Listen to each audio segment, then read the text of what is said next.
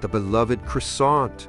Legend says it was born in 17th century Vienna, a baker's alarm against Ottoman invaders during the 1683 siege. A tasty crescent of triumph. A charming tale, yet records from Vienna's 1683 siege show no trace of this pastry. A delicious myth, it seems. Its ancestor? Austria's Kipferl, a peasant bread, known since the 13th century. Simpler, yet the shape was there. Early 19th century, around 1838, Austrian bakers brought the Kipferl to Paris, a new city, a new chapter. French bakers worked magic. Late 19th to early 20th century, they perfected laminated dough. The first true croissant recipes appeared, like one in 1906. And the name croissant simply means crescent in French. It described the shape noted in print for pastries by 1863. From Paris to the world, through the 20th and into the 21st century, it became a global breakfast star. So Vienna's siege myth is just folklore. The croissant's true journey spans centuries, from Kipferl to global icon, a delicious evolution we still savor in the 21st century.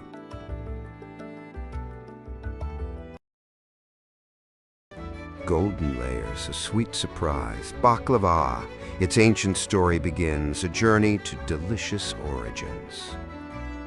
Thin dough, layered with nuts. Simple, ingenious early forms hinted at its rich future, ancient roots stretching far. Enter the Ottoman Empire, splendor defined. Baklava found its grand stage, a gem ready for its ascent. Top-to-be Palace, a culinary hub. Imperial kitchens buzzed. Master chefs, the Times Ustas, took charge. Their mission, elevate baklava to art. First, the dough, paper-thin layers. Next, the fillings, pistachios, walnuts, almonds, a delicate craft meticulously chosen. Shapes emerged, diamonds, squares, rolls, tiny masterpieces. Then sweet syrup, honey, rose water, sealing pure delight. Imperial tables to global fame, baklava more than dessert. Its history tasted, artistry savored, a sweet legacy enduring.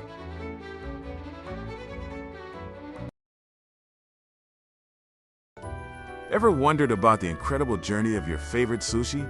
It's a tale stretching back millennia, beginning not in Japan, but far, far away. Imagine, around the 4th century BCE in Southeast Asia, along the Mekong River. Here, fish was ingeniously preserved by packing it in fermented rice. The rice, initially, it was discarded. This clever technique, narazushi, reached Japan during the Nara period, around the 8th century CE. For centuries, Japanese people adopted this method, still focusing on preserving the fish. Fast forward to the Muromachi period, between the 14th and 16th centuries, a delicious shift. Oshizushi, or pressed sushi, appeared, and people began eating your rice along with the fish. Then in the early Edo period, 17th to 18th century, inhalation sparked. Rice vinegar was introduced, creating hayazushi, or fast sushi, dramatically shortening fermentation.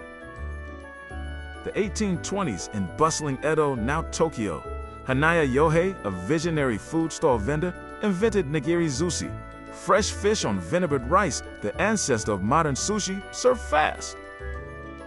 After World War II, in the mid-20th century, refrigeration revolutionized everything.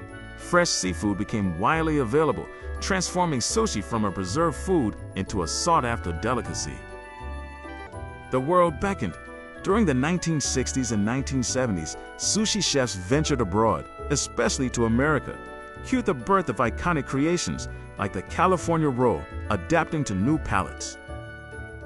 From the late 20th century to today, sushi has exploded in variety.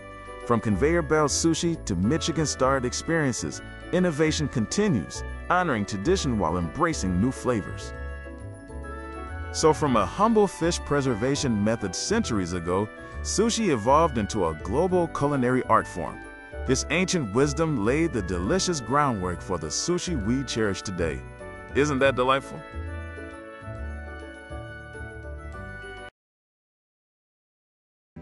Our journey begins deep in Mesoamerica, centuries ago. Here the cacao bean, a divine gift, was first transformed into a treasured bitter drink. By the 16th century, Spanish explorers brought cacao to Europe, a new exotic secret reserved for royal lips and whispered about in courts. Through the 17th and 18th centuries, chocolate was pure luxury, the elixir of aristocrats, sipped in gilded salons, a symbol of immense wealth and status. The early 18th century saw the rise of exclusive chocolate houses.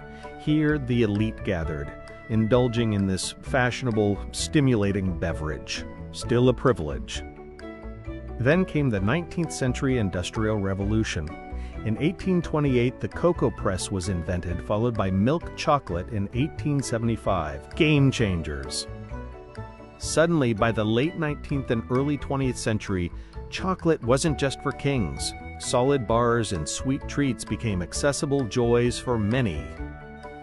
From ancient ritual to global delight, chocolate's journey is sweet, a testament to taste, innovation, and the simple joy it brings to millions every single day.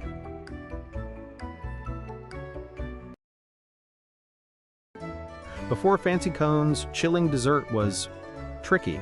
Think snow, honey, and a very confused Roman emperor.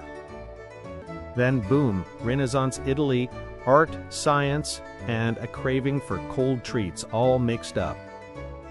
The big trick? Saltpeter.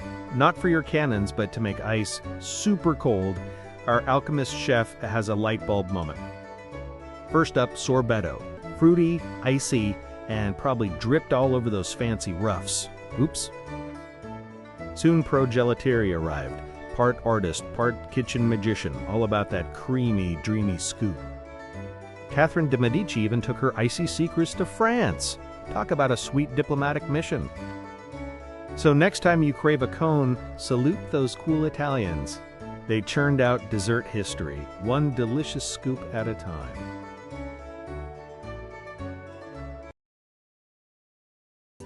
Yogurt's journey is ancient. Milk, warm sun, a bumpy ride. A creamy surprise was born. For ages, yogurt making was a family art. Simple tools, unique flavors, each batch a delicious tradition. Then minds grew curious. What magic thickened the milk? Tiny, unseen helpers were at work. Science found them. Specific bacteria, Lactobacillus bulgaricus, Streptococcus, Thermophilus, nature's tiny fermentation artists. Knowing these microbes transformed everything. Factories made perfect yogurt, smooth, consistent, every single time. So that yogurt you enjoy, it's ancient luck plus smart science. A tasty tale, fully understood.